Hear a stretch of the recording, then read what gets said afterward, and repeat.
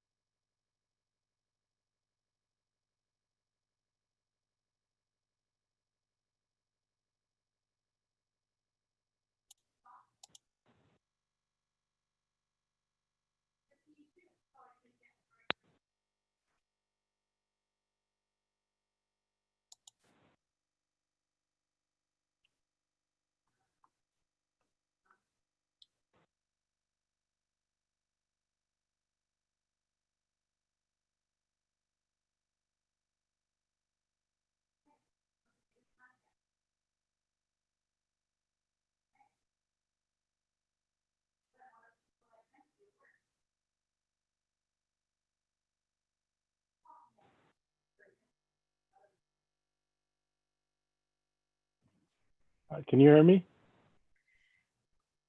I can. Okay. Hey, Terry. Hi. Yes, I can hear you also. Are we doing this video? You want to see my? I see Terry's dog. Let's keep it at that. Okay. Ruff. Okay. Ah, there he is. The biggest thing on television. I just texted you guys that I've got to leave in 20 minutes. So Okay. I'll just beg off when I can. I have graduation today. Congratulations. How many years did it take you to graduate? This is my 61st. I'm fast. That's the record for Grossbridge. That's great. Congratulations. Where should I send the present? Thank you. To Cal's house. He's the gift that keeps on giving. Okay, I don't want to get into that. Any word about school next year, Terry? No. We relied on the fact that if we're not in phase 4, there will not be school. But just because Correct. we're in phase 4 doesn't mean we will have school. I do have a bread maker I can regift. We have a fajita skillet. How many times has that been regifted? It's nuns, but it's never been used. And the tag's still on there from 1993. I still have a wok that we bought that was bought for us when we got married. It's in a closet, never been used. No. I tried to regift it a couple times, it didn't work. There are poor people who would like to have those items, you know. Yeah. If you took them to the Ort resale shop, they would find new homes. Yeah, they're not taking any. I have 14 bags of stuff in my garage ready to give. But unless something's changed in the last week, nobody's taking anything. Now, we did a lot earlier than year using Goodwill. And things are accumulating. Yeah. Well.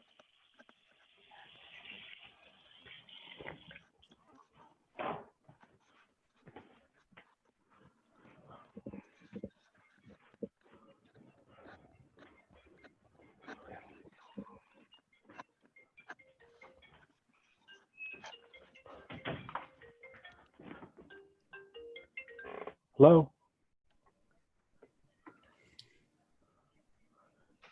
Yeah. Just Okay. I'm going on a conference call right now. Just whatever. It's fine. No, wait, what night? What night? Okay. Bye.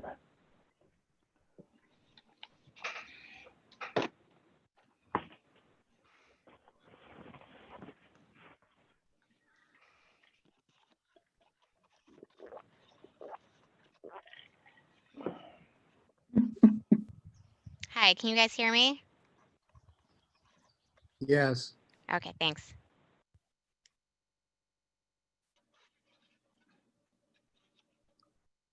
Time to start. Let me look at find my cheat sheet. All right, so look here. Here's Roxanne. Okay. Is everyone here? Is Brian joining us? Kaplan? I don't know. I don't see Brian Rome's on here. I don't see a lot of people on here. Here. Who's here? Chris, Roxanne, Scott Rosen. Let's wait for Brian Rome's. Who's the attendee? Well, Brian and I were both just on that open meetings act. Oh, hello. And that hello. was one little long. Hi.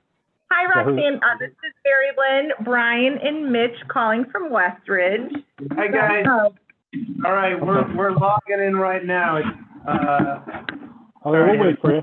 We'll wait for you. technical difficulties, so I think we're good to go. So, All right, let me know if you want me to kick it off. Cal, I think you can kick it off. You can kick it off. Go for it. Okay, I'm going to call to order the meeting of the Finance Committee of the Park District of Highland Park for Thursday, June 4th, 2020. It is 12:01 p.m. Roxanne, can you please call the roll? Commissioner Bernstein, Here. Commissioner Grossberg, Here. is Vice President Kaplan here? I don't believe so. I don't believe he's joining us today. I don't think so. President Ruttenberg? I am here. All right, we have a quorum of the Finance Committee. The first item on the agenda is public comments for items on the agenda. Executive Director Romes. I have not received anything for public comment. Nor have I. So we'll move on to the next item on the agenda, which is projections, and I believe Mary Lynn is to present. Okay. Correct. So I'm going to share my screen with everybody.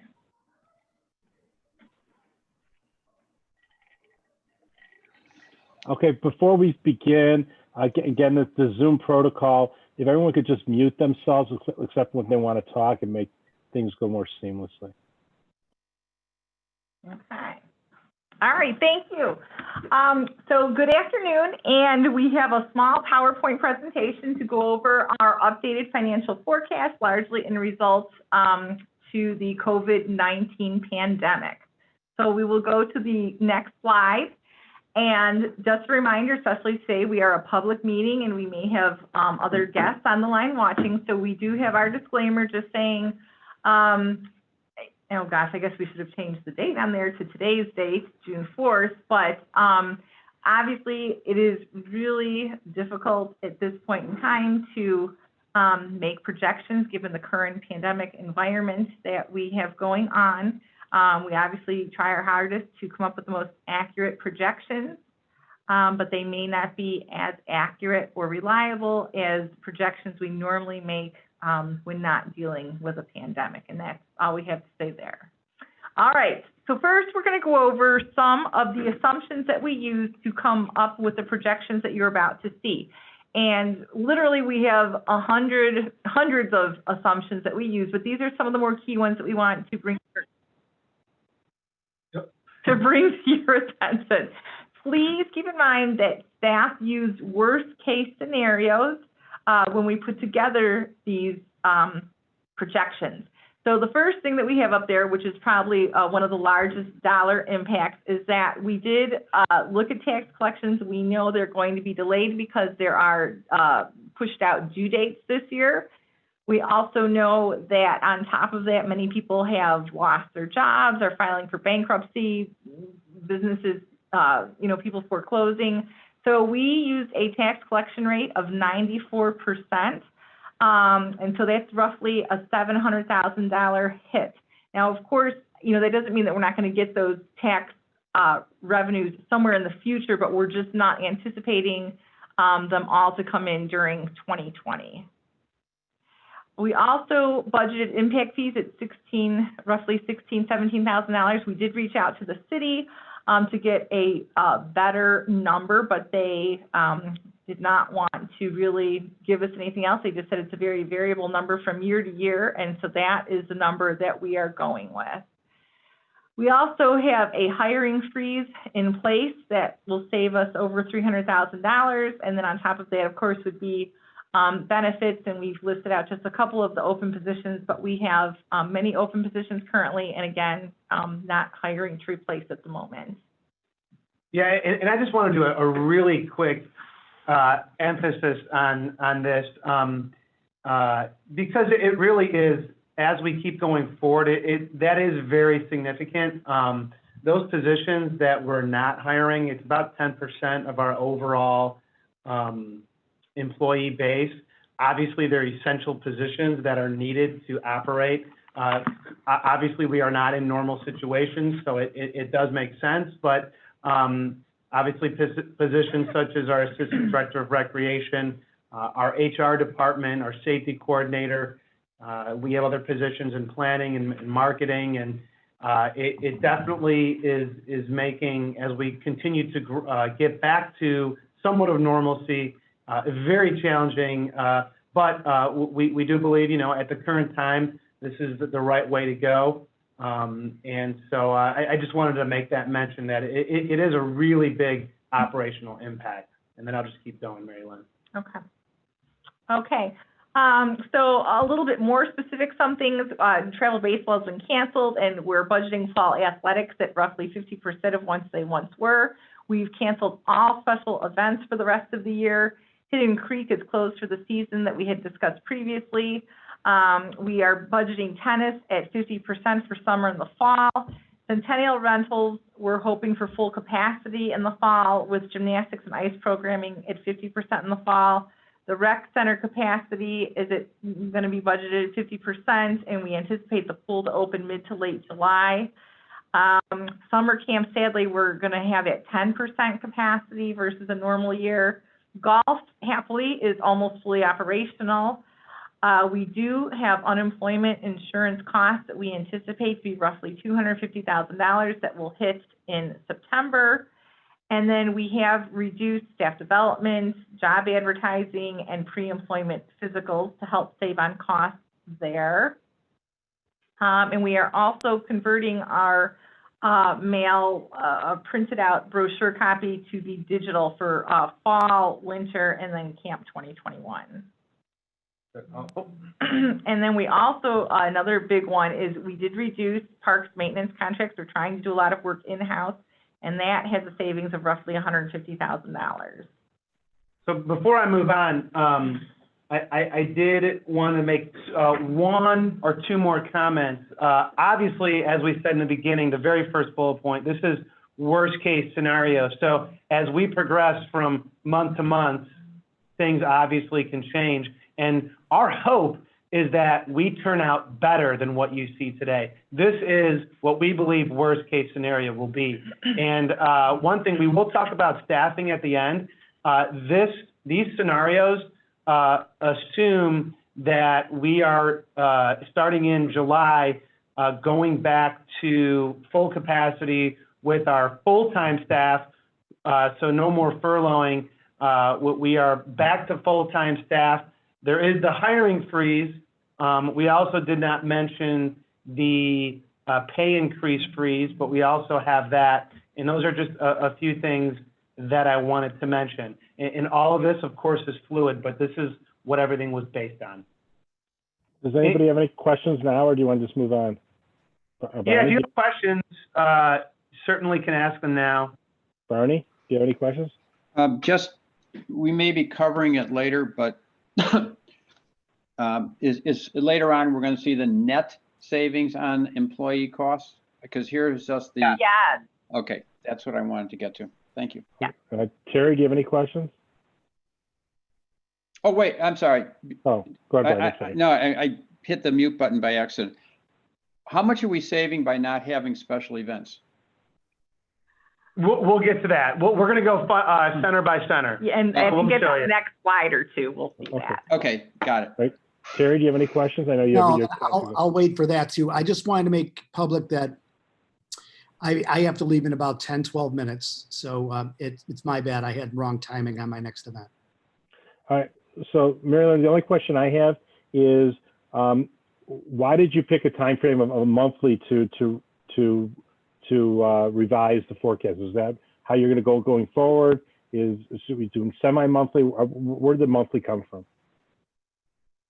Oh, to give you the well, I guess I thought we were we were asked to break out July through December. We had that sort of lumped in as a 6-month time frame, and so then we were asked to break it out by month. And so if we do this every month as we close the books and things change, what phase are we in, and we know more about what's going on with the pandemic, we can adjust numbers. Okay, so you're saying if we do this monthly, we'll be able to keep a good track of the Park District finances and the status of monthlies is the proper time frame to review this to review these issues. I would say 1 to 2 months. It depends, I guess, when we get to go to phase 4, because then that's when I would expect the next greatest change.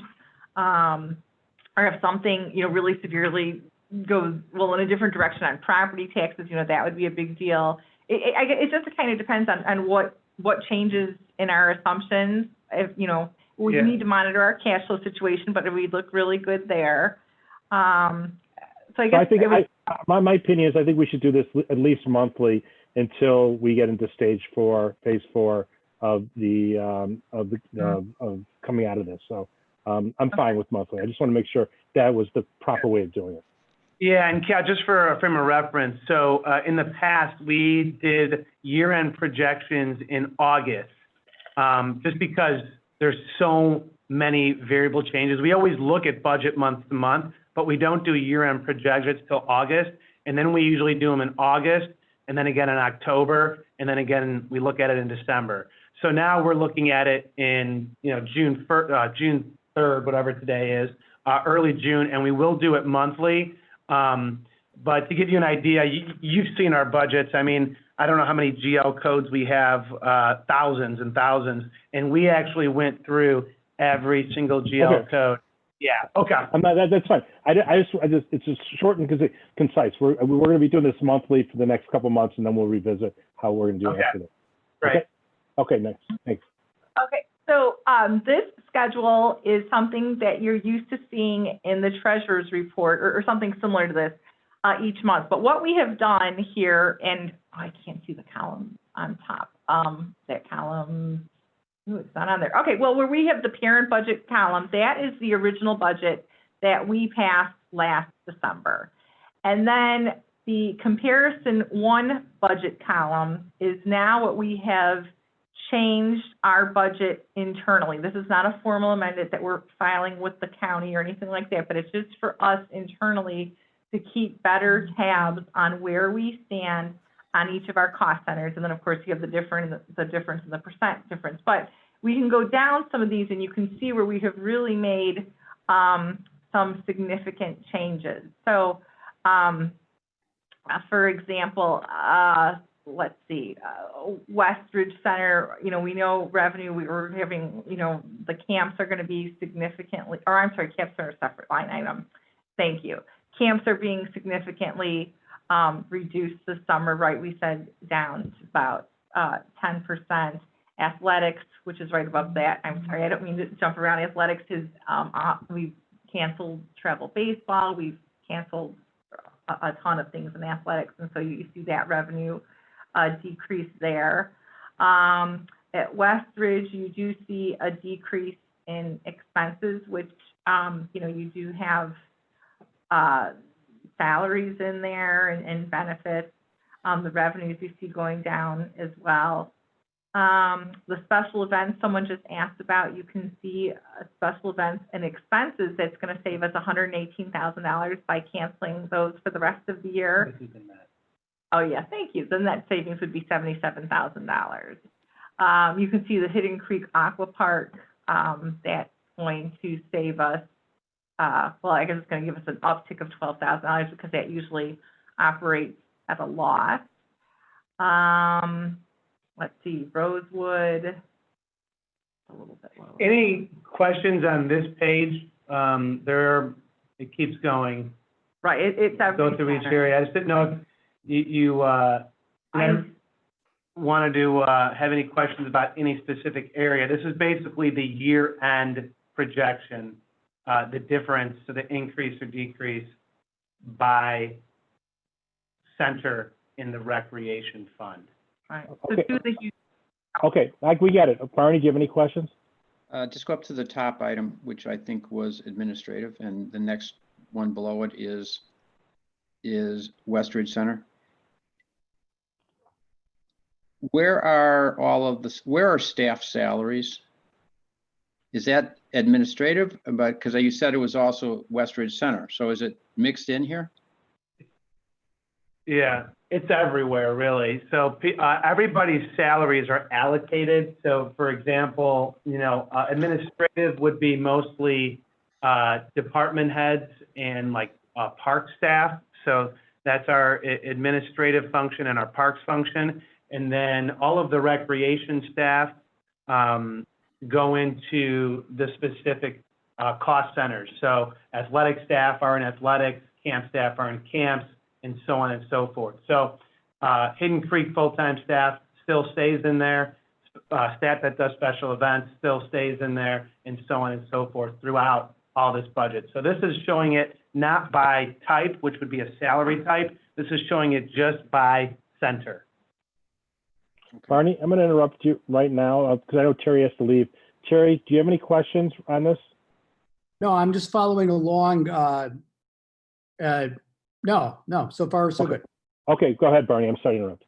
No, it's okay. I just, again, I know that there's overhead expense in Westridge Center probably, and there's salary expense in Westridge Center, and I'm sure that there's a breakdown of that someplace. I'd like to see the one place where all the salary across the district is spelled out between, budget and what we're actually paying them, because this is hard to follow. It's hard to understand where we've affected savings is what I'm trying to get to. Yeah, and we're going to talk about salaries in another slide. Obviously, that's one chunk of area that we are saving versus the many other chunks that we're also saving on, but we do have a slide on that. Got it. Thank you. Okay, so basically what I'm seeing here, that the areas that are most impacted by the COVID-19 is athletics, camps, especially to our benefit. Indoor tennis is significantly impacted. Oh, the rec center. I'm sorry. Rec center is huge. I'm sorry. The next page. Oh, Yeah, there. Yeah, there you go. The $1 million, the 746 on the rec center. on Yeah, the rec center. Let me see what else. What's the pro shop? That's golf. That's golf. Okay. So golf is negatively impacted. Maintenance. Well, Yeah. yeah, and you have to sort of, so golf, and it's interesting because they show this, in this situation, the negative is a good thing because we're saving $186,000 actually in our maintenance. Oh, okay. And so, All right, so which ones is it a good thing? Yes, thank you for asking that. only in that one, that's the only one. Special events too. Special events. Yeah, I meant that shows it in a negative. Yeah, okay. But which one, before we talk about which one it hurts, which one is the reduction of programming, which one's that helping? It's helping us in maintenance, and where else? Special events. Yeah, special events, and actually Park Avenue, you can see here, I believe. So Park Avenue is unique because with Park Avenue, you're seeing, a decent chunk of revenue, of course, that we're projecting, and we have a better idea of what that is because that's in season. But with expenses, right now that includes dredging, which I know that will be a topic soon to discuss. But it also includes only a portion of salary. So typically we have a manager over that area, and that position was Rob last year, and that position was never refilled. So there is a chunk of savings that is occurring because of that. So we have talked about how to do additional salary allocation to Park Avenue for people that are. I really don't want to talk about Park Avenue. I want to talk about issues that are six figures. Park Avenue is looking at 19,000. I mean, that's great and everything, but I'm looking at the big items. And so the big, let's focus on that, please. So the items that it's benefiting us in maintenance and it's benefiting us in special events. It's hurting us at the rec center. Where else? 746,000. It's hurting us at indoor tennis, outdoor tennis, and the ice arena. Yeah. And then camps, I believe on the first page, it was the camps too. Yep. And athletics. Okay. And athletics. So those are the items. So the items where you think it's going to hurt you, it's hurting us. And it makes sense that it's benefiting us with regard to maintenance and to special events. Okay, does any other, Terry or Barney, you have any other questions? Nope. No, I am going to cut out right now. So sorry, guys. Thank you. Okay, let's move on, please. Thanks. Oh, here, we didn't see these. Okay, yeah. And then you can see the grand total down there. Yeah. For rec. So we were to lose under the existing, we were at a $652,000 deficit. Correct. And That's what we budgeted. With the transfer out. Okay, with the transfer out. So is the 2020 projection comparison budget, does it have a transfer out? Yes. In this slide, it does. You could see it up on the top line. There's $5 million. Where's the $5 million transfer Yep. out? Go back 2 slides, please. Another one. See up there under expenses for the 2911 account right there. It's in here. That's your transfers in both those monies. That's why the expenses are so high. So that's the transfer out to the capital fund? Mm-hmm. Okay, And a debt service too. It's over a Yeah. $3 million transfer. okay, so how, if you break it down, that $5 million, how much is going to capital and how much is going to debt service?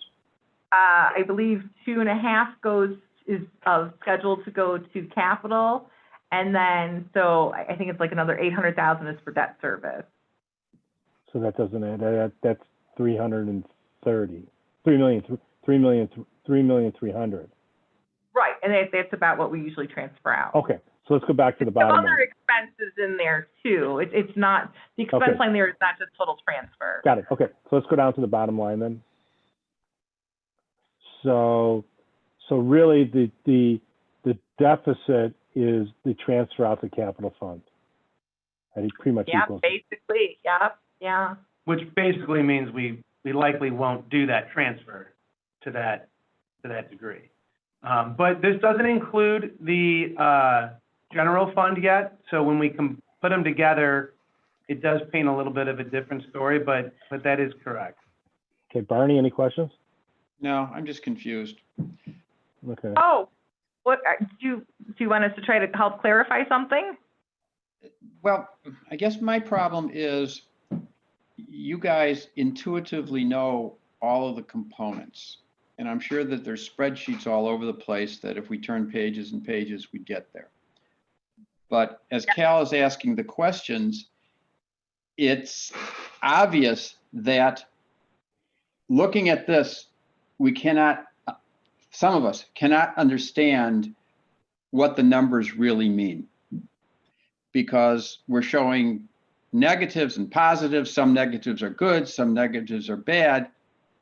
I'm just saying, for me, the format is not getting me to where I would want to be able to say, okay, I understand the effect that we're getting. It's just, you have to live with this to understand it. And that's what's troubling me, because I'm not living with it. And so I'm still saying I can't quite understand it. Does it get clearer when you go through more slides? Yeah, I think we'll get a little clearer when we go through some more slides. Let's see, and then Let's see Barney. if that helps. Let's see if that helps, because maybe we'll have a conversation after we go through all the slides, whether this is the proper format moving forward we want to see this at, or there's a different way to package this for us. Okay, and just so you know, this is, these 3 slides, these come straight out of our accounting software called Encode. Okay, all right, Fern, let's go to the next slide. Absolutely. Okay, this would be the 01 accounts. And they get shown a little bit different. They're not in cost centers how the rec fund is. So this, shows you taxes, fees and charges, interest income, what the original parent budget was versus what we have adjusted the budget to be.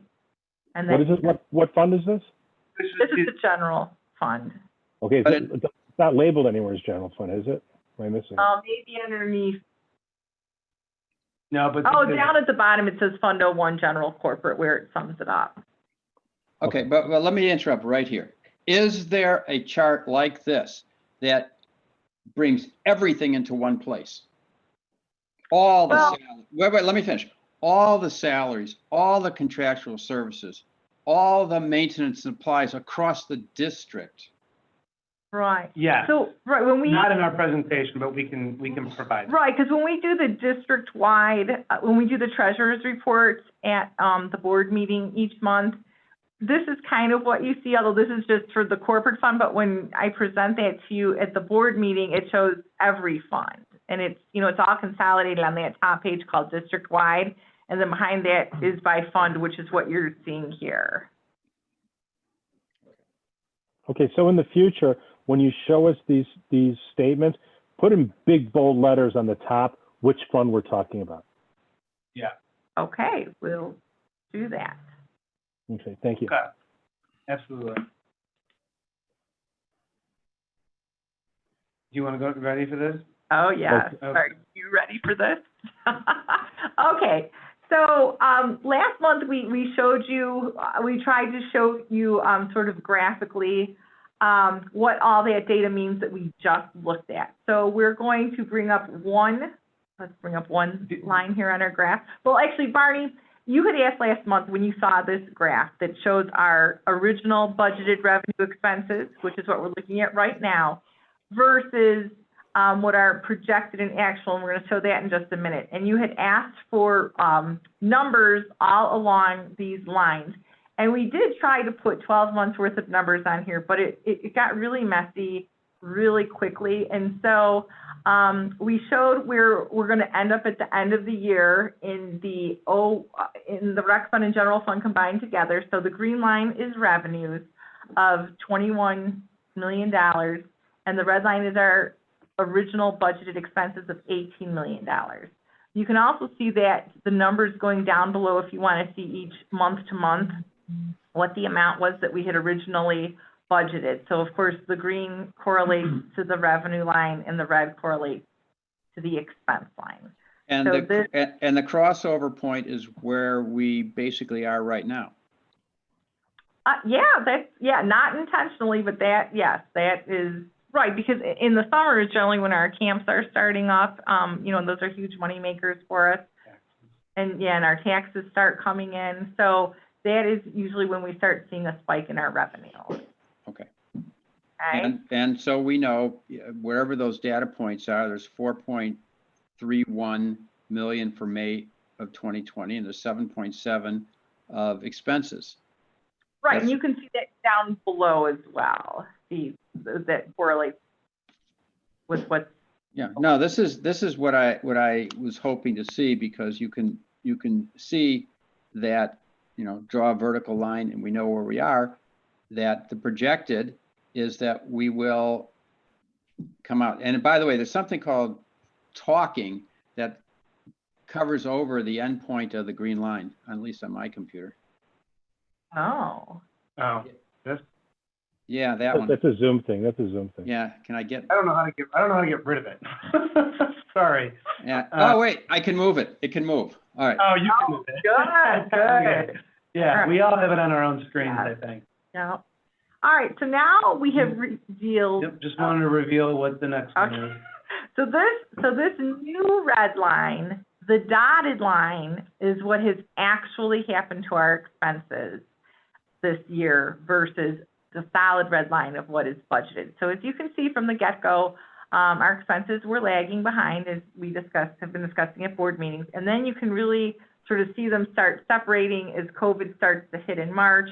And then what you get then there in May, since we're through with actual, we've just closed our May books.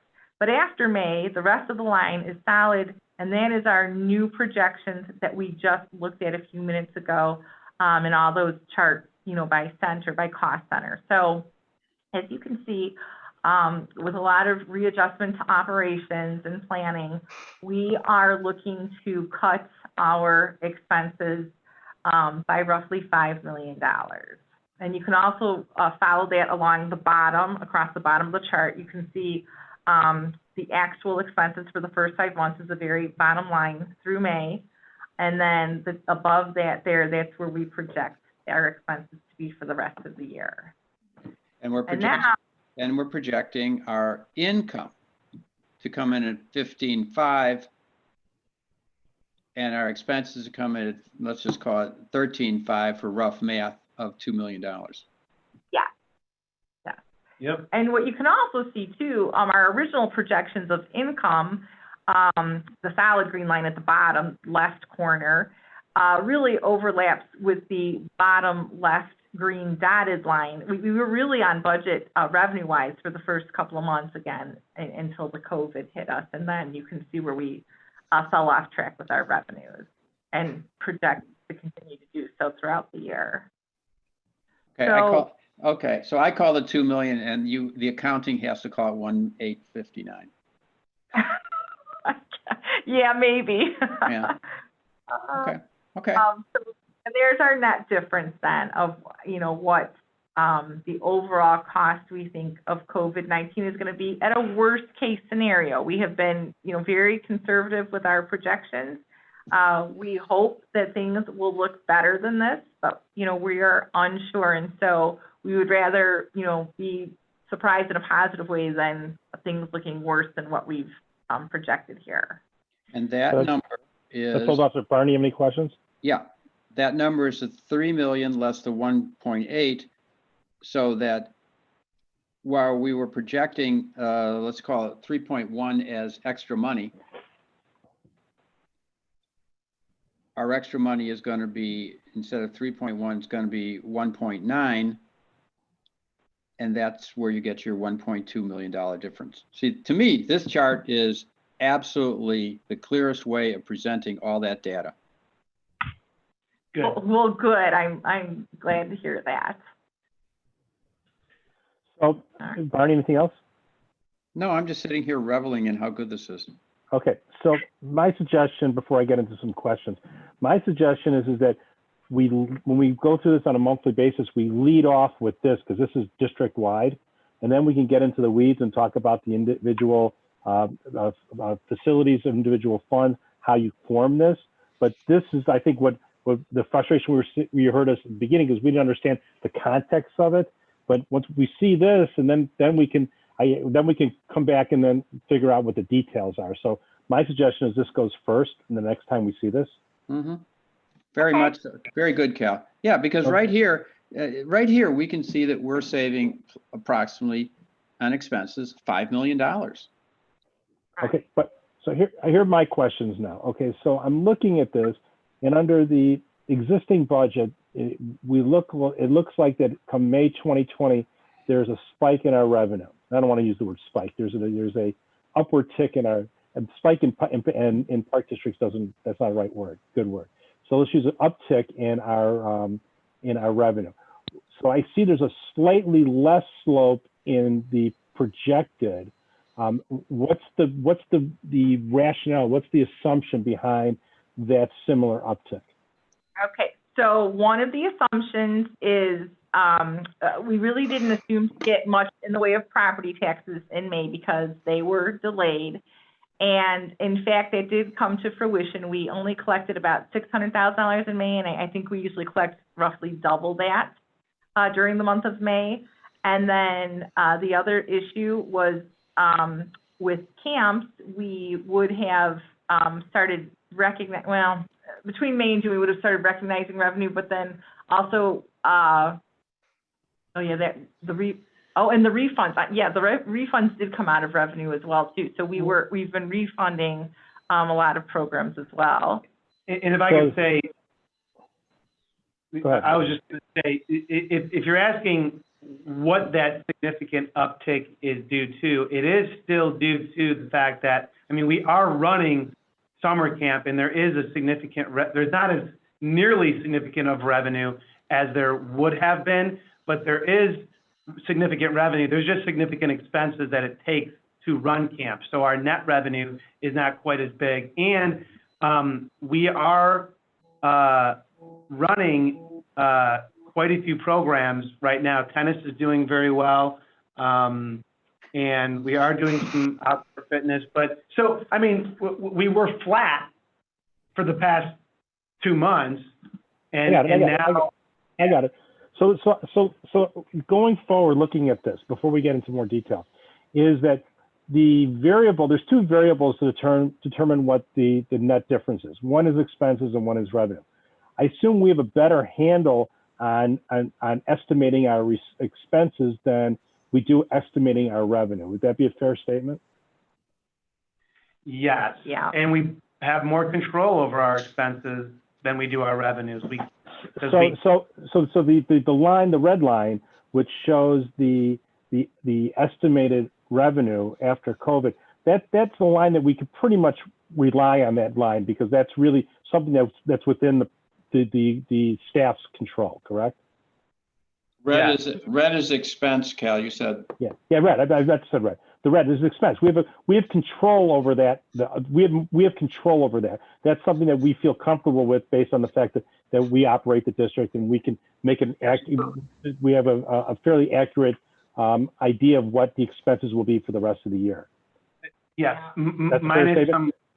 it is very fair, yes. Okay, Of so course. now the green line, which is the revenue, that's the one that's kind of a moving target, because that's kind of we're guessing on that. Or I shouldn't say we're guessing, but we're trying to we're making educated guesses as to how that's going to go, because I'm looking at between August and September, we're anticipating again a further uptick in the amount of revenue. And what's the basis for providing the projection that there'll be that uptick in revenue between August and September 2020?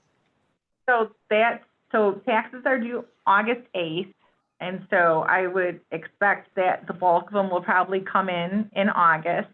And then during that time frame too, we will start pulling money in from Parkville for the fall. Okay. No, so wait. Aren't taxes available in 4 installments and the last one's not until November?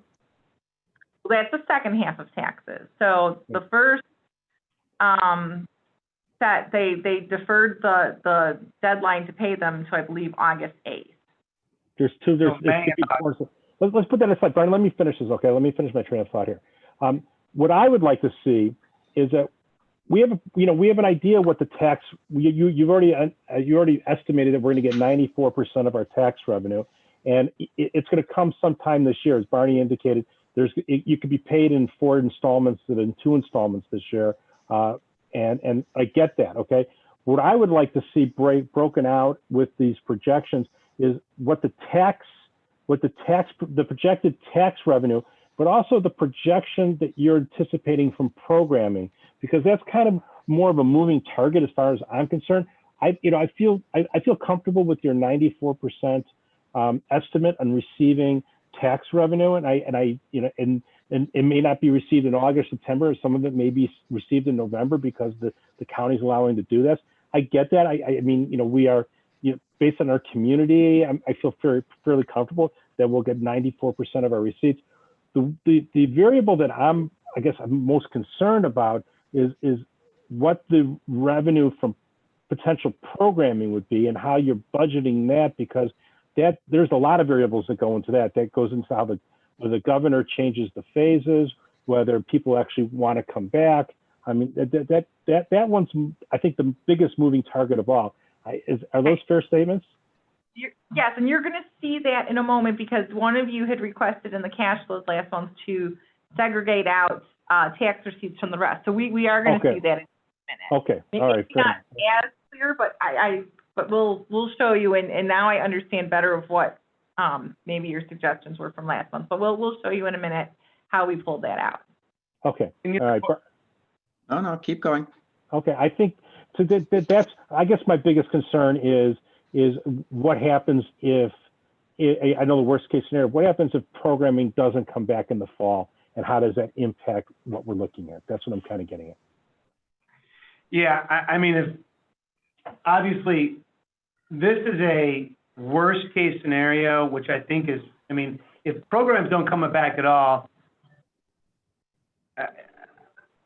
obviously we're at a whole new ballgame. I mean, we have every reason to believe at this point that we're going to do better than this. This is sort of like, we're barely hanging on in phase 4 into the fall, and we're definitely not hitting phase 5 until January. So what I want to see some planning on is if there's a second wave, and what is a second wave? What does that look like with regard to these projections? Sure. Okay. Because that green line's going up, and I don't know how much of that green line is going up because of real estate tax receipts or from programming receipts. Right. So, well, if you look at the $15 million budgeted, and if you just call it 10 million of that property taxes, then the other 5 million would be, from what we're doing in-house. Okay. Again, if you could show that, that'd be great. Yeah. Okay. Okay. All right. Let's move on. I think I made my point. Okay. So this next one is really just to show payroll. So the green, I'll go ahead and do it. Oh, you're, okay. The green is what was in our budget. And this is year to date, where we would be, obviously, where we anticipated we would be up until the end of December. This then line down here at the bottom, which starts out as yellow, and then it turns into the projected, which is the blue. This is where we project to be in payroll. So where we projected to be at 10 million is now down at 7 million. And this line in the middle here, Barney, you had asked this question, had we have not furloughed any staff, where would we have continued to be at? So that point in April, when we made that decision, I believe the question you asked was if we had not done anything and we would have continued on, still not hiring, those open positions, but still staying where we were, we would have been right here. So ultimately, the reduction from there is between this 8.2 and 7.5. But we're a long way from where we budgeted by all the other reductions that we're doing. Is the differential between, I'll just say red and blue to green because of part-time seasonal employees? A lot of it, yeah. And it's, so that, okay, the differential between the red and the blue is the actions on furloughing the employees.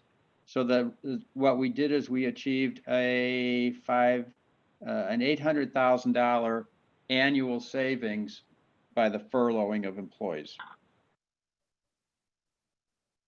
Furloughing and not filling. And not filling is a whole different issue.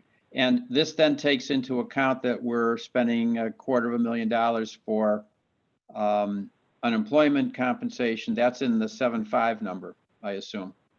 No, that's not. Oh.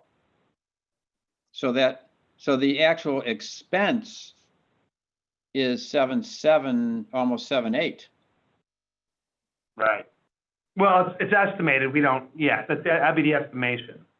Okay, so 7.8 is the estimated year-end number for unemployment? So 250,000 is about what we're expecting. So add 750. the 250 plus the 7.5, you're at 750 for both unemployment and for payroll. Okay. And had we done nothing, we'd be at the 8.3 number. Yeah. Okay. And again, we'll continue to update with actual and update projections every month to see where we're at. Okay. All right, great. Let's move on. Okay. Oh, I think we asked our questions. I think I moved I must have moved the Something slide. looks like you got a little bit out of order, sorry. Okay. Next up is a chart that we're pretty familiar with looking at. It's our cash flow projections. And so this used to show month to month through June, and then July through December used to be just a 1 6-month chunk because, it was just so difficult at that time to project what each month would be. It is still very difficult to project, but we certainly have attempted to do it, and that's, and all these other numbers have been leading up to in our assumptions.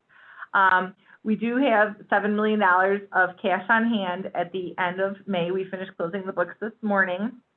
And then across the next row down, you can see our total projected cash on hand month after month going across the year. And so we do look good on our cash on hand, which we'll go down and check it against the reserve.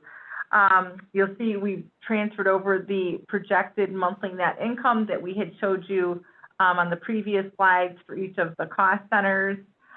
And then we compare that versus what we had originally budgeted for our monthly net income, and you can see that difference line down a little more, but the 2.5 going across, and of course the accumulated difference. So most importantly, if we go down and look at our budgeted cash on hand versus what our reserves are supposed to be at, we do look healthy there. Our 25% reserve is about $4.7 million versus the amount of cash we are projecting to have on hand based on our current updated projections. Now, the question previously, the property taxes are down in yellow. So when you look at that projected monthly net income up above, so for June, the 1.919 million, that is not. Oh yeah, okay. So June this is probably a bad month. Well, anyway, the amount budgeted for property tax are down there in the yellow. And then we show the cash on hand if we didn't have the property taxes, what we would look like, and we would still be above what our 25% projected reserve would be. Questions, So- Barry? We're good.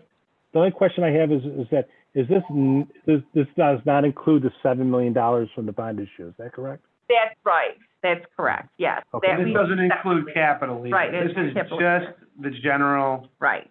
So it doesn't include capital, so it doesn't include the $7 million, that's in a different, Right. Remember, we in essence have the three buckets of $7 million. One is bond fund, one's capital, and then one is right here. Okay, and then what is this called? Projected cash flow of what? The rec fund, Of rec in general. I mean, if you can label that on top, projected cash flow of rec and general fund? Sure. Wouldn't this be projected cash flow from operations? That would This is the operating cash. Yes. yes, it's a general and rec fund. Yeah. Okay, so if you could say projected cash flow operations slash, and then in paren, general and what's the two funds, I'm sorry? Yeah, general and Recreation. General and recreation, thank you, general and recreation fund. That would make it clearer. Yeah, so that doesn't include special recreation, that doesn't include our, The capital, it doesn't include the bond proceeds. Right, or debt service. And one thing that has vanished from here, you might recall, we were afraid we were going to have to borrow from this operating fund to pay our interest for debt service, but luckily we did get a $600,000 payment come in property taxes in May, and then we did receive more money yesterday in June, so we do have enough money sitting in there to pay our debt service needs without having to borrow from this fund, so that's very positive too. So that the income from the revenue, I should say, from property taxes, that's allocated into different funds. Is that correct? Correct. Right. The bulk of it goes into rec and operating, but then about another $950,000 goes into special rec. Okay. And So what you have projected for property tax for June of $2.6 million, that's not the entire property tax revenue that you're projecting to receive, because there's another portion that goes into a different bucket. Exactly. Yes. Okay. Any questions? because- Mm-mm. Okay. The cash we talked about. Yeah. Go ahead. The cash we're talking about here is what I would call unrestricted cash, because all the other cash is right. We have capital projects, cash, the bonds cash, that has to be spent on certain things. Debt service has to be spent on debt service, and special rec has to be spent on special rec. So this is our true operating cash. So the projected monthly net income is that 1.9 and 3? That's from operations. Is that correct? That does not include property taxes. It does include property taxes. So if you wanted to look at cash on hand, less property taxes, it's the very bottom line in yellow. Okay. So the cash flows, when you said projected net income at 5/31/2020, that includes the net income, and that includes the revenue from the property taxes. Yes, it does. Okay. So our property tax, if you back it out, the property tax revenues you allocated towards June is $2.6 million, but the projected monthly income is 1.9. So you're saying that the district is roughly running at a $7 million deficit for June? No, we're definitely, we're at a loss. We're operating at a loss. It would be more like a $5 million loss. I think that right. No, not Wait, let me- not a $5 million loss. Two is in there.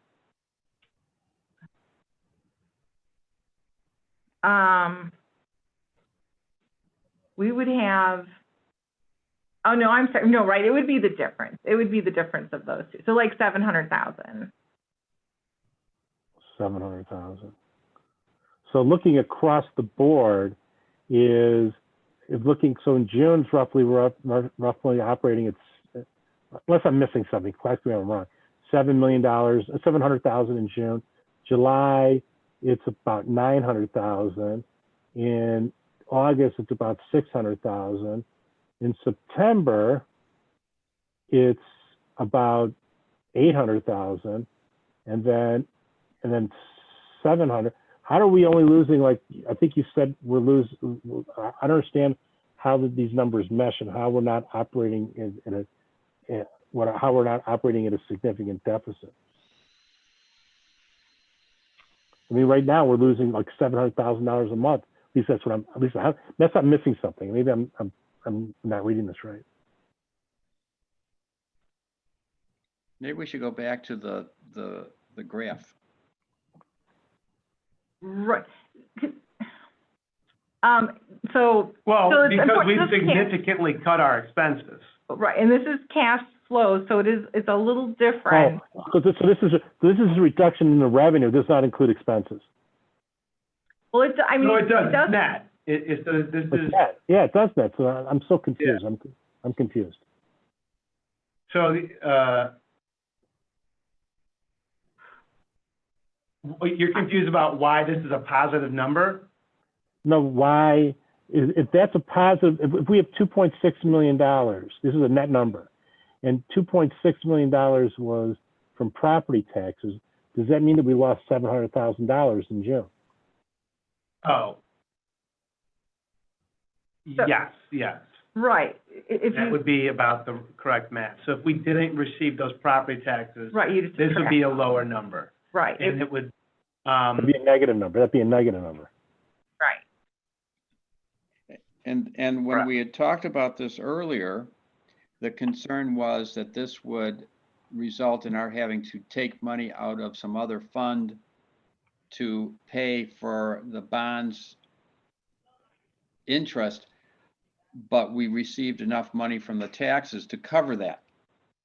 Right, because originally we projected that we wouldn't receive anything in May, and we did come up with about $600,000. So this is getting back to Barney's first question earlier in this discussion, is that, separate the taxes from the bonds, taxes from operations. And we kind of talked about that before, is that so we can track operations better, because. Right, we'll put this in two different line items next month, absolutely. I think that'll, make this much easier to understand. So it will definitely, Okay. All right, let's do that next month. Let's try to break that out so we can track. We could better track what our operating income or deficit is every month. We project it from operations, putting tax revenue aside. Absolutely. Okay. We'll do. Okay. Okay. Thanks. Let's move on. and I don't know if you want to just note that if you noted at the year end what the current projected cash flow is. So it is about $900,000 less than what we anticipated when we did our budget this year. So that basically means the Park District, from what we budgeted to have cash on hand at the end of this year, it's going to be about $900,000 less. And that does not include the transfer out, or does include the transfer out? Right, the transfers are not here, and really, a good chunk of that is taking down the the tax revenue collection from, roughly 99% down to 94%. So that's really where the 865,000 comes in? A very large chunk of it, yeah, like 600,000 or Okay. 700,000. Okay. All right. Barney, questions? Well, just following up, and the reason we're at only 900,000 is because the expenses were cut by several millions of dollars. That's correct. too. Right, yes, yes. And that's why I Yeah. keep going back to the graph, which I'm going to use the words graphically shows for anybody, this is where it is. You might not get the components of it on the graph, but this is the visual that really shows where we're going to hopefully wind up. Good. Right. Okay, great, thanks. All right, anything else with this? No, and I think, too, when we started doing the cash flow, it was to make sure that we were, maintaining what our reserves needed to be. So the good news in summary is that you're projecting that we're going to, through the rest of the year, we're going to comply with our fund balance in the general and the rec fund. Right, and it doesn't look like we would have to, do any interfund loans, with any of the other, like we were talking about doing with the debt service. So we look Okay. better from that perspective too. Okay. And then the question regarding the transfer out, that's to be figured out at a later date. Right. Yeah, we'll have to wait a few more months, I would say, to really have a better grip on that. Okay. And obviously, like we said, this is worst case scenario. Staff is obviously, we've created a list of opportunities to try and, this is not our goal. This is worst case scenario. Our goal is, we've identified numerous opportunities, right now, travel baseball, we're trying to operate travel baseball. They're starting practices next week, and, we still may run a tournament. All these things still may happen. They're all possible. What's that? Okay, that's fine. Here's my suggestion, because I assume that you're going to provide a shorter version of this when you make a presentation at the board's workshop meeting on a monthly basis, because I think we need to share this with the board. My suggestion is that, and Barney, correct me if you have any different ideas, is really focus on that chart, because that was really easy to understand. And you can provide the backup information also, like the last slide, which showed that we're complying with the fund balance policy. But I think it'd be easier for the board to digest if you focus like a laser beam on the graph and how we walk through that. Unless Barney have other suggestions. No, for simple me, I thought the graph did it all. Yeah. So I think Brian, I assume you were planning on doing this on a monthly basis to the board, at least a shorter version of Yep. this. That graph was absolutely planning on being part of the treasurer's report from this point forward. Okay, and what I would suggest is, and I'm not the president, I would suggest to the president, Ruttenberg, is that this would be a separate agenda item. It's not grouped into the treasury report, because I want people really to focus on it and really look at it. Sometimes, they give short shift to the treasury report. No disrespect to you, Mary Lynn, but I think that if this is a separate agenda item, I think it would make people focus on it more. That's my. Cal, I think that's a good recommendation. And I think what we would do just a little bit different, if between the workshop meeting and the board meeting, we have a significant change, like suddenly we rent out the ice arena for $1 million and we could change the graph. I think if there is we can have this updated if at the 2 weeks later there is a significant change. That's I will say it is very, very challenging to get accurate data updated that quickly. It's almost impossible. Well, no. I mean, if there's a significant event. Yeah, I mean, we can certainly. I mean, if it's a normal operations and things are just, running along and it's like, okay, no big change, then we won't worry about it. But if there is a significant event, will take a couple minutes to say, and look at this. Here in purple, I'm showing you the significant event caused by, somebody giving us $4 million or something like that. Okay, so Yeah. can you just back up to the beginning of the presentation? Yeah. Okay, so my suggestions is this form, this slide and the next slide. You could put this in the board packet. I wouldn't put this in the actual presentation before the board. Wait, Cal, can I interrupt? What about Yeah. the page, the assumption page?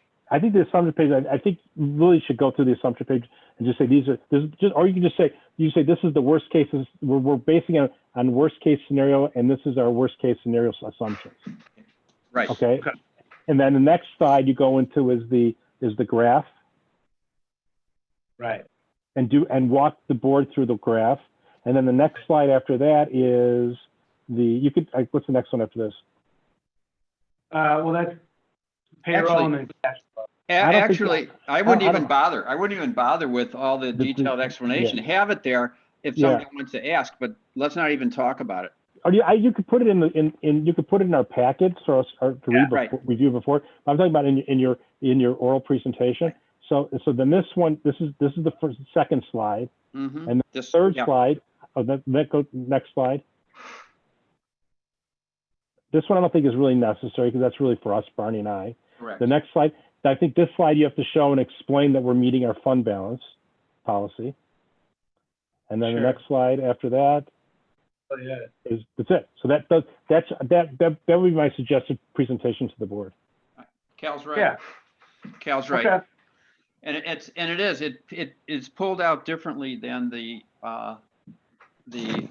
let's go over the expenses and the voucher part of the annual report. Okay, we got that.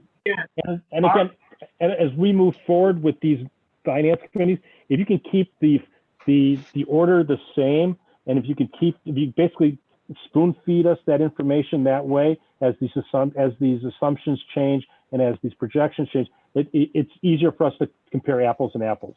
So it's the same presentation every single month. It's just the numbers change. No, that's great. I mean, Cal, Barney, we really appreciate your feedback on this. I mean, this is, this is not typical routine business that we've done before in the past. And I know the finance department put in a lot of work, but certainly your feedback and getting clarity on how to present this in the most beneficial fashion for the entire board to be able to see it's really helpful.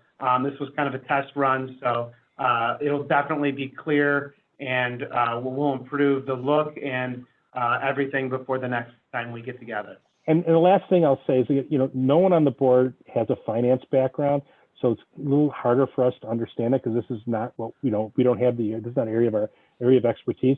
When they teach you in law school is that when you write a brief for a judge, you don't treat the judge like he already understands the law. You have to teach him the law, and so it's the same thing with these things because this is not our area of background. Is that you have to make sure you have to educate the board and do it in the simplest way because really this is, again, no one has an MBA and no one has a finance degree on the board. Absolutely. And let me just take another second, and I'm trying to amplify what Cal just said. There's various points in these presentations where you get negative numbers, positive numbers, but in a parentheses. That's the kind of stuff that throws everybody for the loop. And I'm not saying change it, but that's what the simplified version on that graph takes it away from. It's the bottom line. Yeah. Well, I've got lots of things that I know Mary Lynn does that you guys have said, and I think our wheels are spinning. We've got some good ideas and good ways to make this be a little bit more of an effective presentation for the board. So This is good. This is good. Anything else on the projections? Do you have anything else for us? Okay, It says the end. It says the end. Okay. Let's go on to the next. The next item on the agenda is park ambassadors. Mitch to present. Thank you, Mary Lynn. By the way, thanks for walking us through that. Oh, you're welcome. Okay, no slideshow or anything on this. This is just kind of an update of where we're at in the process. And did you want me to also provide some financial figures to that we're working through? Yeah, I think we just want to highlight, obviously, what's happening with the city not having the CPAs and us offering the park ambassadors. and the fact that we are no longer being charged by the city for our policing contract. And we can answer any questions that you have about that, but Mitch wants to kind of present what our ambassador plan is. And out of the gate, I can tell you that we budgeted for $109,000 to pay the police this year, and we are only going to pay them about around $30,000. So there is savings there, but there also is an expectation that while they will still, enforce ordinance, they are not going to monitor Park District property like they used to. They're not going to monitor. They will enforce, but it is our responsibility to monitor. So with that, I'll turn it over to Mitch. So just a quick background, we have posted this job. This job is now actively being recruited. We have a goal of securing between 6 and 7 park ambassadors, which will allow us to perform these tasks. And the tasks that the park ambassadors are going to be performing are somewhat similar to what our CPAs were performing last year, which is parking enforcement at Rosewood Beach, as well as some enforcement at Park Avenue. A little bit different this year, of course, with Park Avenue, because we will have access control on the gate for the boaters through a locking mechanism. But the park ambassadors are primarily going to be helping enforce all of these additional beach guidelines beyond just the parking. So making sure that social distancing measures are being taken care of, making sure people are wearing masks in areas that we've identified that masks must still be worn, and allowing our guards and our beach staff to really concentrate on what they need to, which is the safety of the water instead of, the patrons accessing the area. So they really will be access control. We will, our plan right now calls for us opening up gates at Rosewood at 7:30. In previous years, the gates have just been open and managed by CPAs, but we're going to open them up at 7:30 a.m. And our closing plan is a little bit up in the air. We are working through some things with the city. I know we have a conversation with them tomorrow. Traditionally, they have had the CPAs monitoring, whether it be Rosewood, Park Avenue, all the way till midnight. Our plan right now is more from the standpoint of monitoring our parks based off of our park closing policy, which is dusk or 10 p.m. And as far as closing the gates, we would have the capability to close the gates anytime between, when let's say, for example, at Rosewood, anytime between 6 p.m. and potentially keeping them open until our parks close. That's something we would have to kind of still flush out. So regardless, our plan would still have at least one person monitoring our lakefront parks until they, by policy, close. So financially speaking, again, there are some variables here, but the max plan, let's say if we felt like we needed to have park ambassadors operating all the way till midnight, because that was previously the standard in trying to manage property that the CPAs were doing, that would cost us around $55,000. The plan that would pull that back to about 10 p.m. is more in the range of around $50,000. If we wanted to kind of go to all the way to the extreme and say, well, we're going to close the gates at 6, and that means we'll have somebody there to maybe 7 or 7:30, and nobody else would be there after that point, it's more in the $45,000 range. So we're definitely leaning more towards the by park policy, closing parks and gates right around that time frame, which would provide a person always on staff as a park ambassador between the hours of 7:30 and 10 p.m.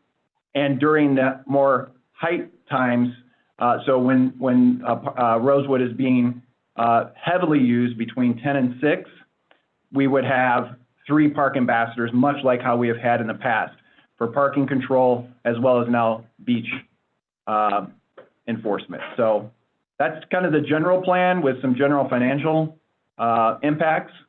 And I can answer any questions that anyone would have. Barney, any questions? You're on mute, Barney. Barney, you're on mute. Not Okay. anymore. Thank you. Okay. Well, I didn't want, hear me snoring while Mitch was talking. You would never do that, Barney. Come on. I just want, keep in mind, as you know, the community likes going down to Rosewood, even as it's getting darkish and the lake is starting to turn color. So I wouldn't want to close it at 6. And, we can be flexible 9:30, I'm sure, but it's an amenity and people are looking for amenities. So people will be going down there and want to be down there as it starts getting towards dusk. Absolutely. Okay. Okay, my only comment, and I agree with Barney, is that, there's limited things that are going to be open this summer, and Rosewood's one of those things that's open. So I think we should have it open as much as possible from timing perspective. The two things one thing I really question is the 7:30 in the morning start. I know you do morning yoga down there, or used to do morning yoga, and I'm thinking that, assuming we get into phase 3 where we can have some larger group exercise, it might be, early in the morning having a group exercise class. Let's say we even close off half the parking lot or something, and because and use part of the parking lot, have a 6:30 fitness class, 6:30 in the morning fitness class, or 6 o'clock in the morning fitness class, or something like that. No music, obviously, or anything like that, but something that will try to emulate what we do at the rec center in the morning, but do it down at the beach. And the second thing is that I know Mitch mentioned some, because there's no outdoor lap swimming this summer, and since the pool probably will not be open until the end of July, if there's any way to open it up earlier also to allow for open warm water swimming, supervised, I think that would be much appreciated by the community. Yes, absolutely. We are looking into that, Cal. I think right now, preliminarily, we may be ready to offer something like that on June 20th for an early lap swim. Maybe it's an 8:30, 9 o'clock, where it's more specific to early morning lap swim, so we don't have to fully staff it. And again, we might have that ready for June 20th. If not, then it would be soon after. We may need to get through that first weekend because, I'm not sure if everyone saw that Trib article yesterday, but all the lakefront communities are doing something a little bit different. And we are one of the communities that are going to be offering swimming at a defined time with it being guarded. So that first weekend might be pretty interesting to see how much traffic we're getting from non-residents. And we do have a plan in place for that on weekends, which is there would be no non-resident access until noon at all, much like a holiday. So we would be monitoring that to try to allow residents first access.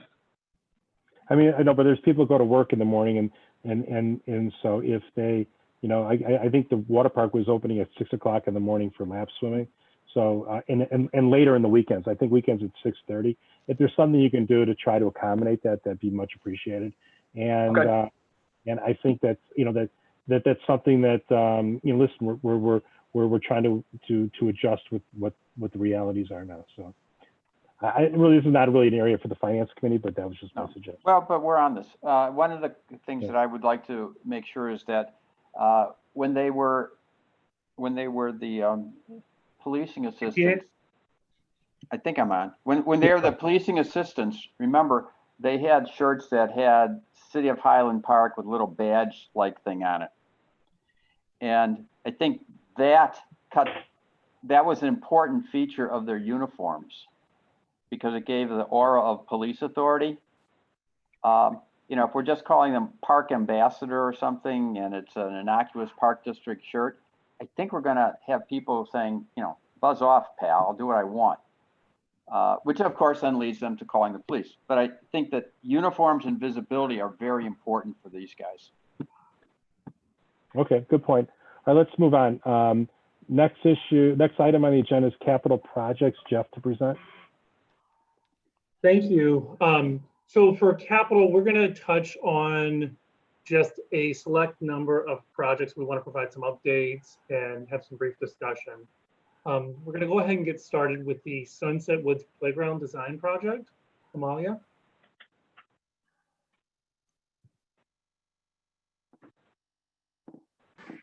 Sorry, I had to unmute. Can you all hear me now? Yeah. Okay, great.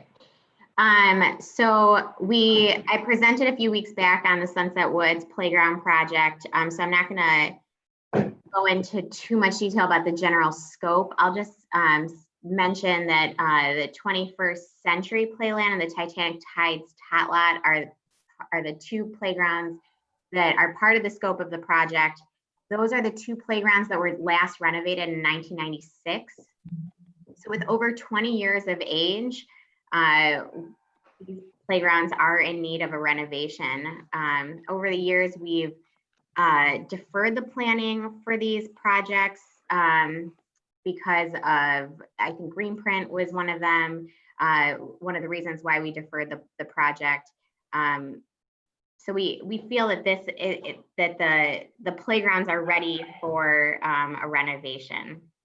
And since then, the park staff have maintained the play equipment as necessary. We've had to remove one of the play components that we could no longer repair because the equipment was, the replacement parts were no longer available. So the playgrounds are aging. There are benefits to moving forward with the design this year. One, we'll set ourselves up for construction in 2021 if funds are available. And then in addition, we're putting together the necessary requirements to apply for grant funding. We know of at least one upcoming major grant that the project would be eligible for. That's the OSLAD grant. So with design documents in hand, this project would be eligible and competitive for that grant. And then I just will touch briefly on master planning because that came up at the board meeting a few weeks back. We can explore this again. But the decision was deliberate to proceed without master planning. The cost to master plan Sunset Woods would not be insignificant. I would think it would be somewhere upwards of $15,000 just to do that master plan.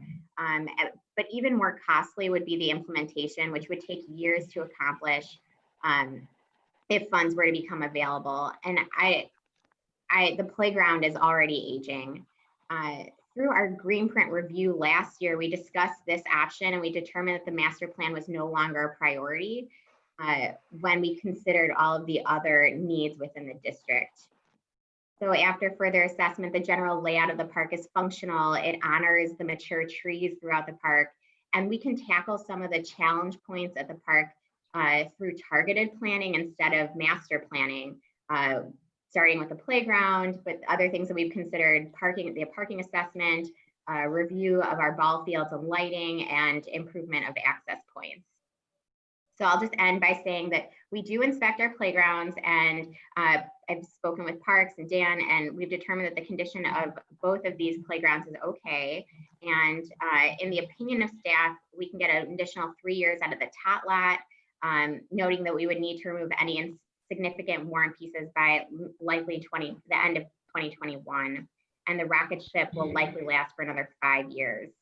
But we'll stress that there is nothing that is immediately concerning at those playgrounds. If we were to choose to continue or to defer this project longer, we should expect to spend some dollars on playground equipment replacements, which could be upwards or around the $100,000 range for just equipment replacement. How much is the plan going to cost us? Just a master plan or the plan for the playground? No, to plan these two aspects of it. We've budgeted $100,000 for planning.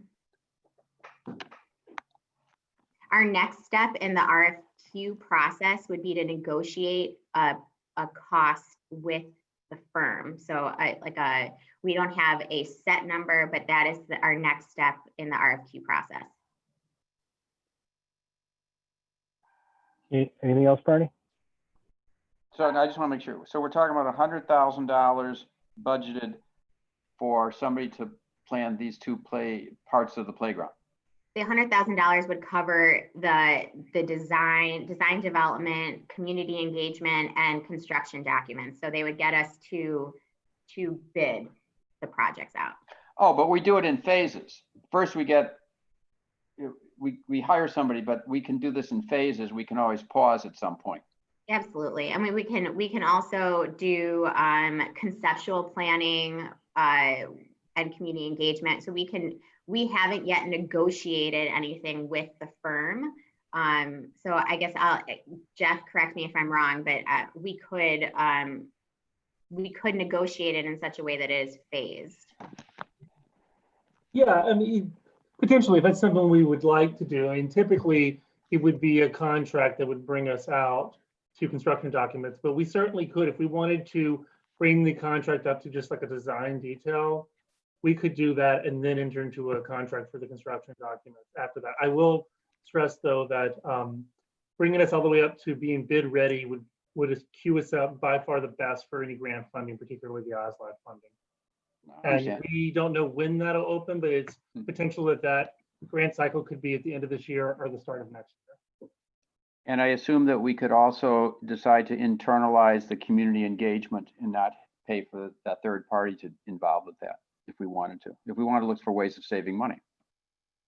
That's right, but I'll just, one note that I'll make is that these firms have the capacity to do some more creative virtual engagement, that we can do Zoom meetings, which are great, and we can do online things, but they've shown us some different, they just have a little bit more of a capacity for that. But we can certainly do it. Anything else, Bernie? No, just I understand that a master plan is not something that may be appropriate at this point, but do we internally have some kind of thought process that we've taken through as to, hey, this would be cool if this park had the following, or do we have anything that we internally have done as a master plan without getting into the formal planning process? We've thought about different areas of the park.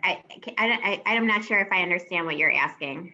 Well, again, I'm going to say my whole idea here is we've got this bit of the park that we're going to put in new play equipment, but the park's part of a holistic entity that we were talking about getting grant funding. We're talking about somebody coming up with some money at one point, which appears to go away. And I'm saying, well, is there an overall scheme that we, the park district, have thought about and said it would be nice if? I'll just answer that.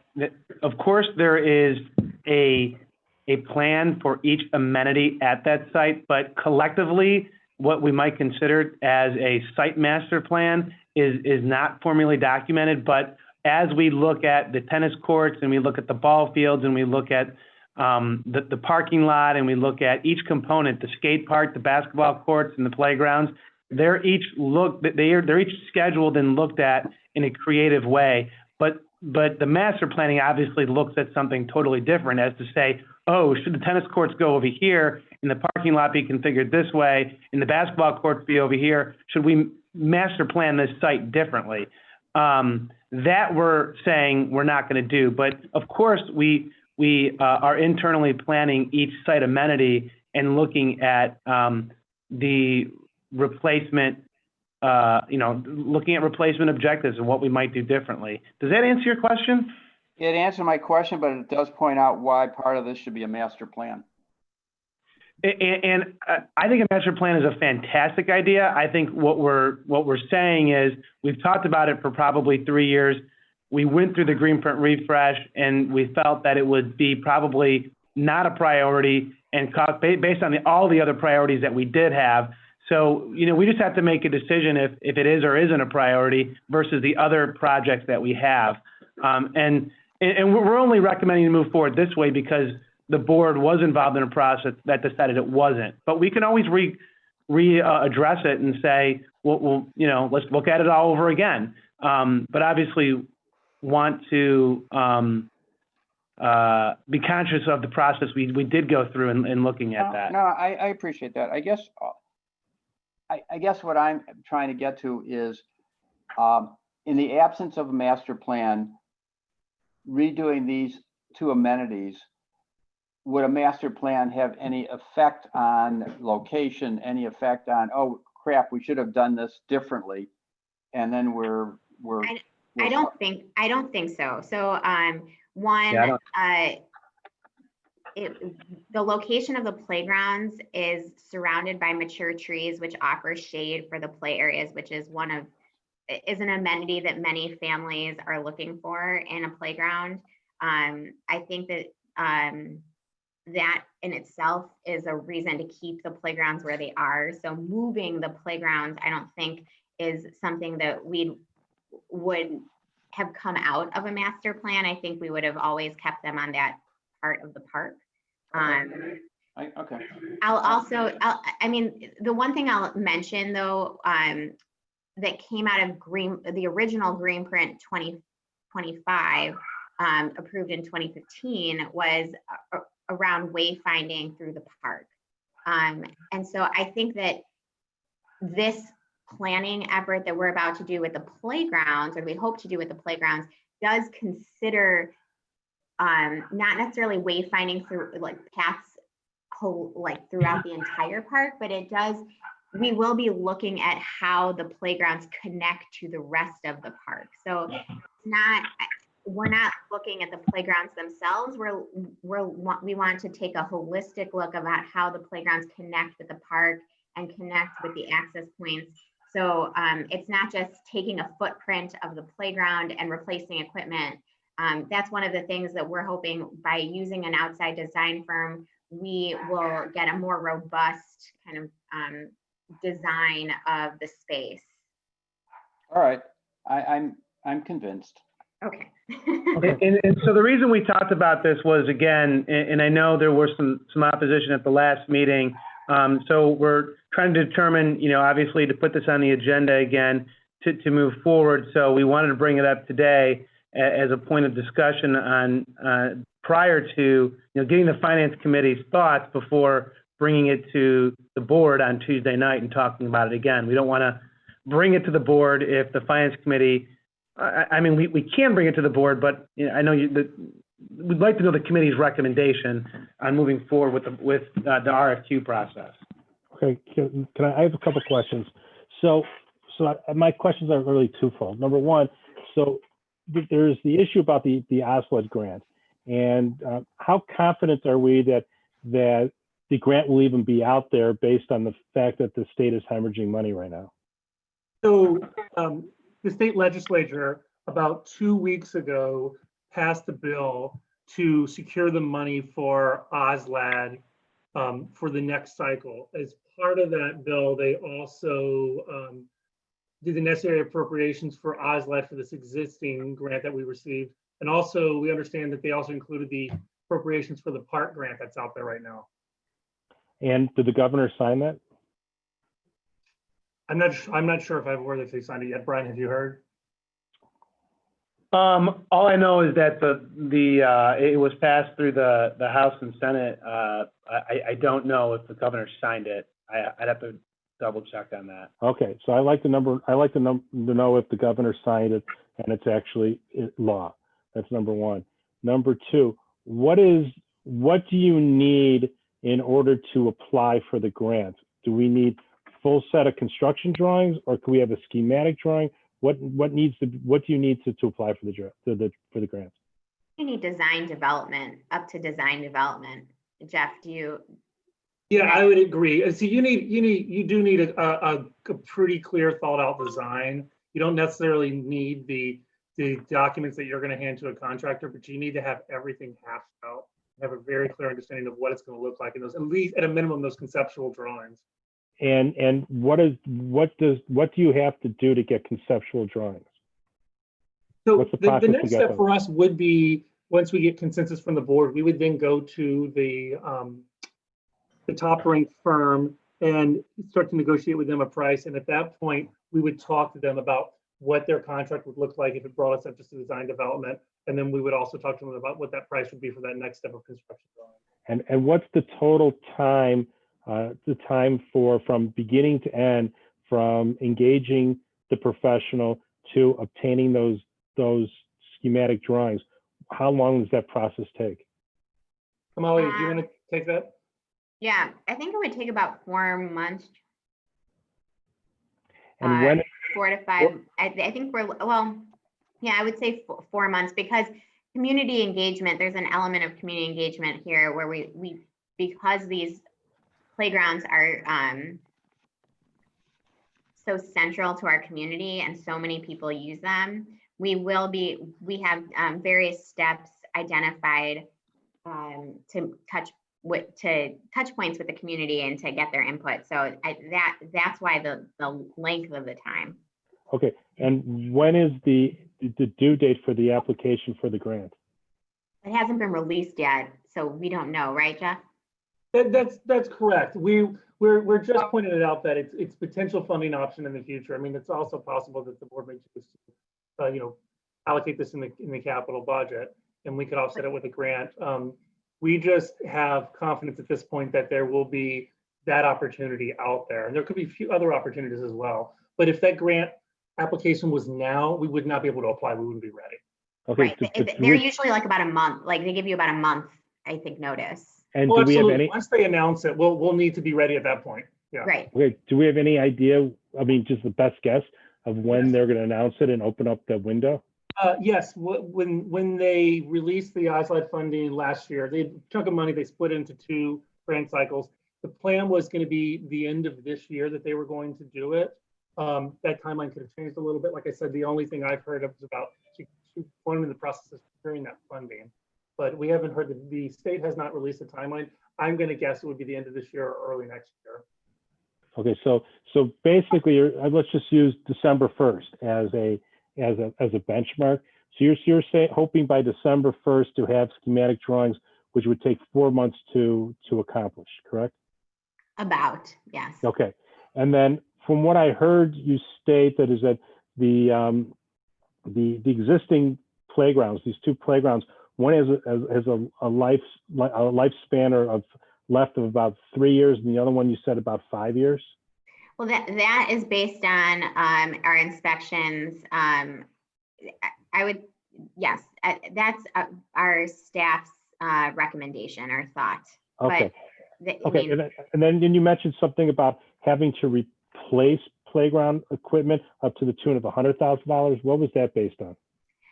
We looked at the equipment that's there that is moving in the direction of significantly worn and that will not be able to be repaired.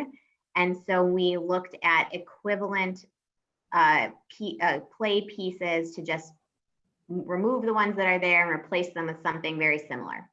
Okay, so here's my observation. My observation is that we're 6 to 7 months. Hold on a second. You okay? Sorry about that. We are 6 to 7 months away from having to submit for a grant. Excuse me, I'm choked up a little bit.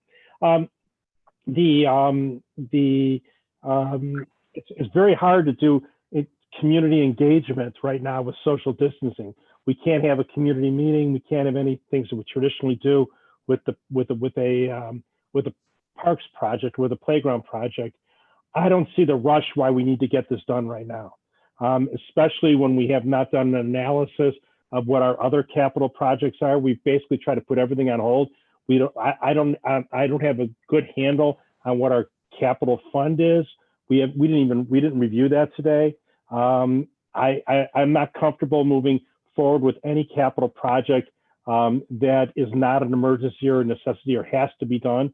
From what I've heard, we have 3 to 5 years left of life expectancies on the existing playground equipment. Frankly, you can't even use the playground equipment right now because of the governor's order. So I don't see what the rush is.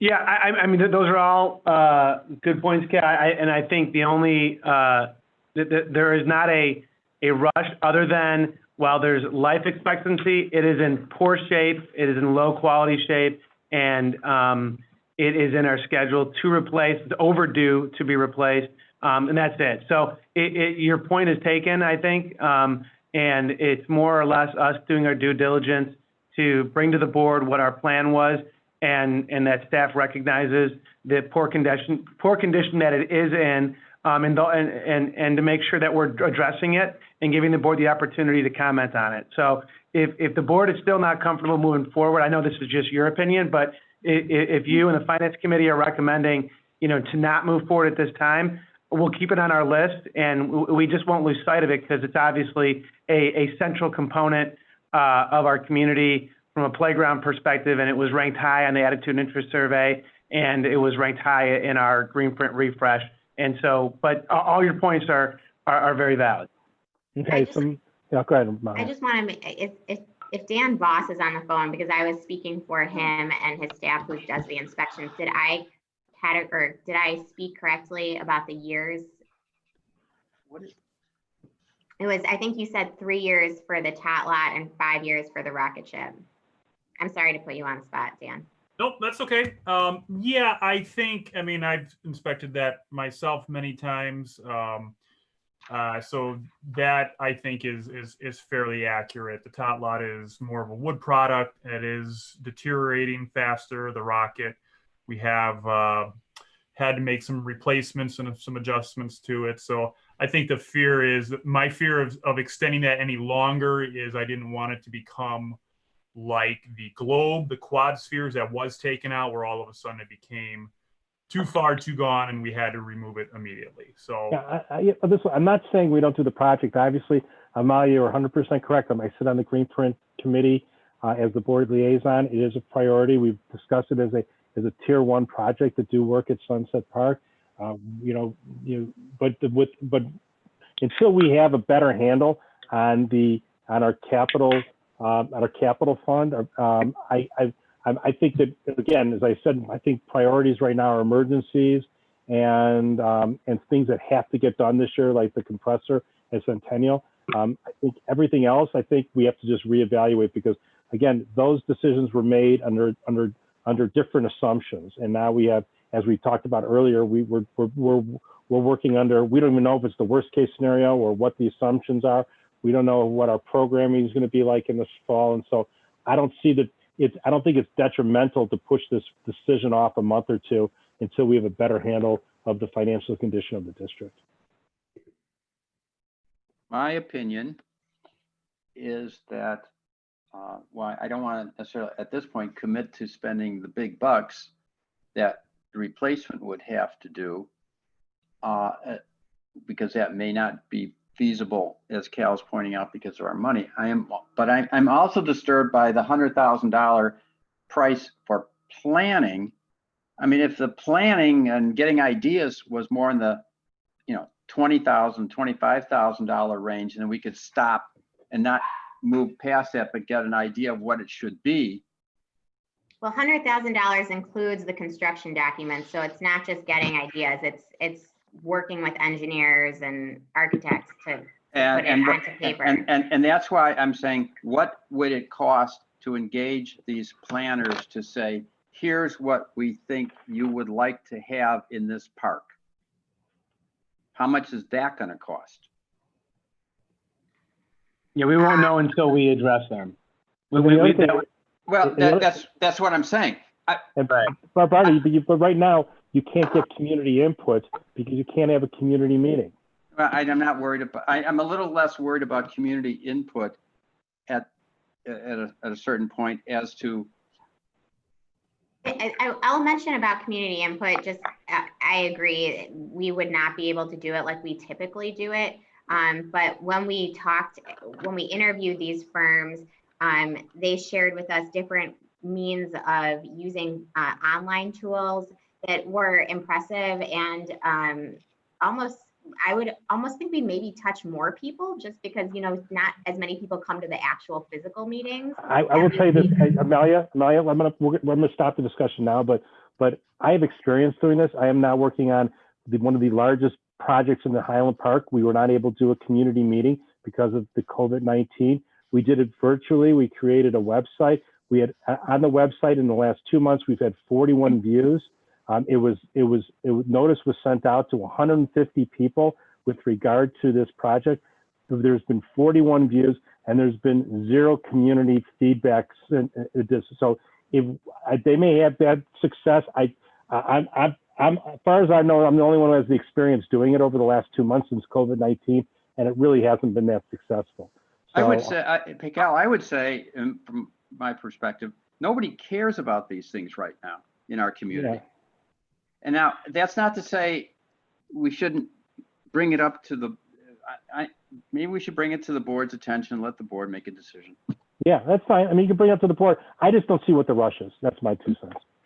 Yeah, you know what, and what we can do is we can maybe at the next finance committee, we could focus a little bit more on capital again and just kind of walk through that a little bit. Because obviously we do have the $7.25 million from the bond issuance that we do have to spend in the next 2 years, and prioritizing what projects that should be spent with, I think is going to be important if this should or shouldn't be one of those projects. And then eventually we're going to have to make a decision on how to spend that money. So maybe we won't, I don't think it needs to be brought up unless you guys want it to be next Tuesday, Barney. We could put it off 1 more month after we have a chance to review the capitals again and maybe make a little bit more of an educated decision on the. But Brian, is this meeting on YouTube? Yes. Oh, great. Wish you would have told me this before that. I would like to, let's defer this until we've had a better perspective of what the capital is. And I will tell you, there is ways of doing community outreach and doing websites and all that works. And I would say that, you can get some feedback that way, but it's all, and listen, it's still better to do it in person. Sure. Absolutely. We agree.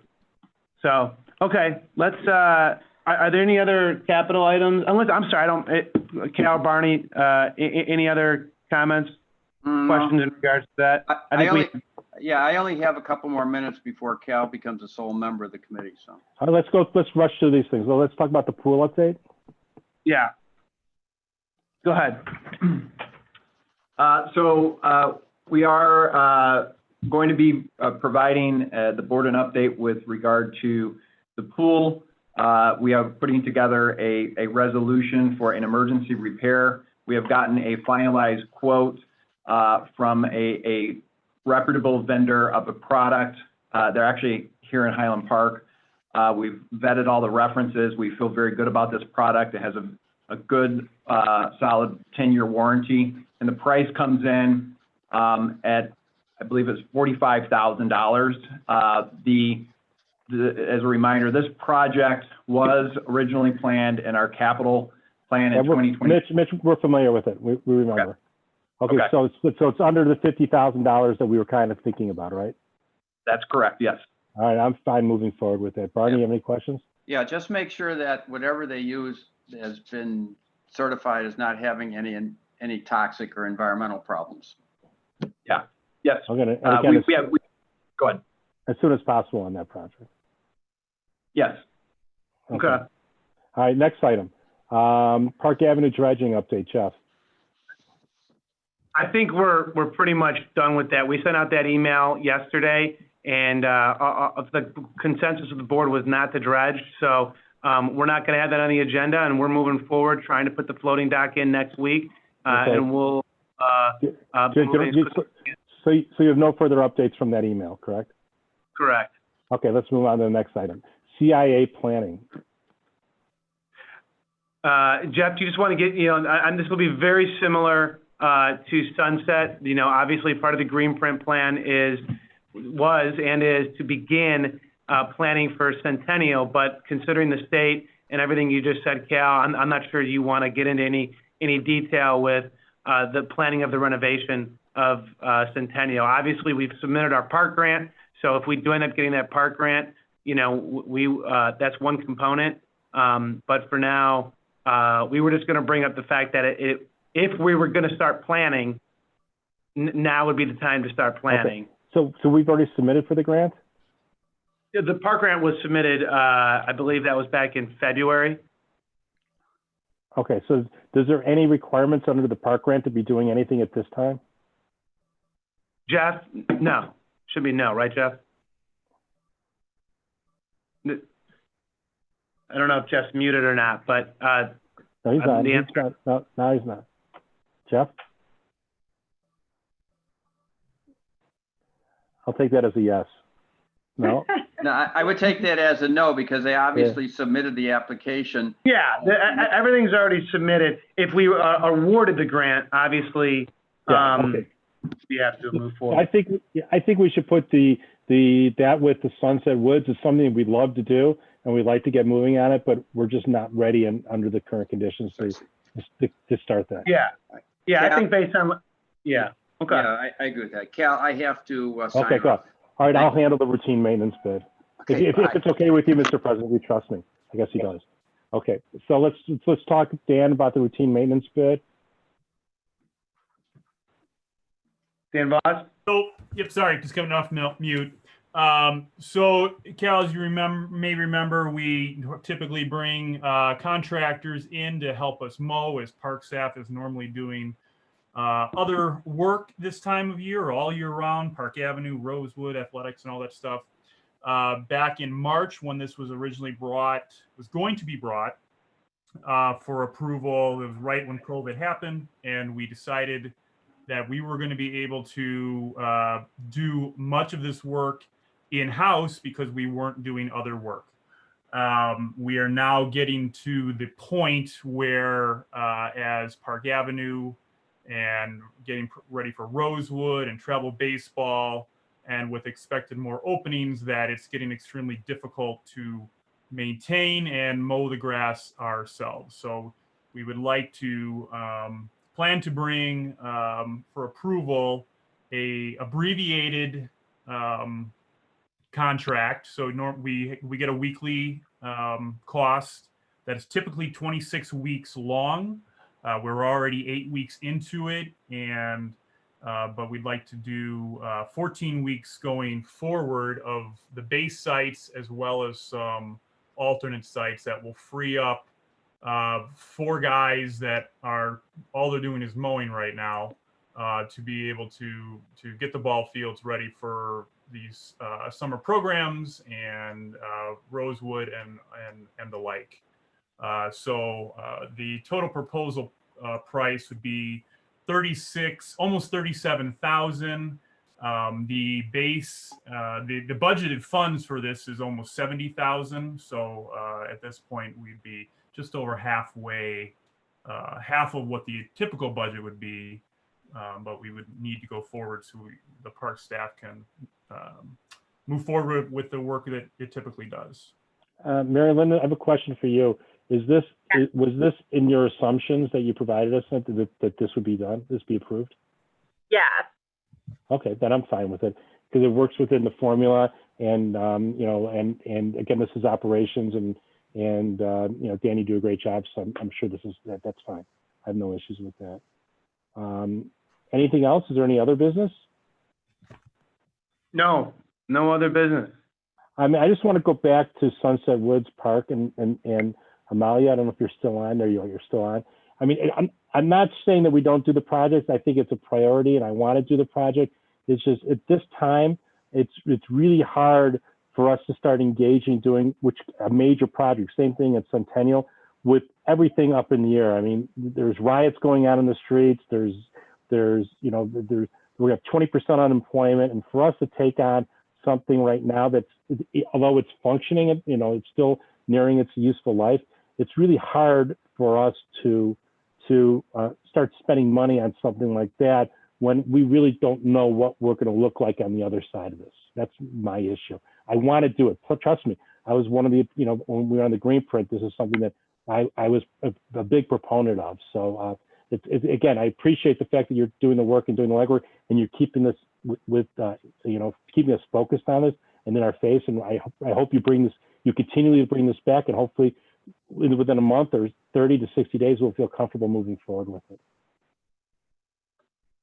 Yeah, that's great. Okay. We all good? Yes, very good. Very good. Okay. This is great. Okay, Brian, can you just give me a call when you have a chance, when this is done?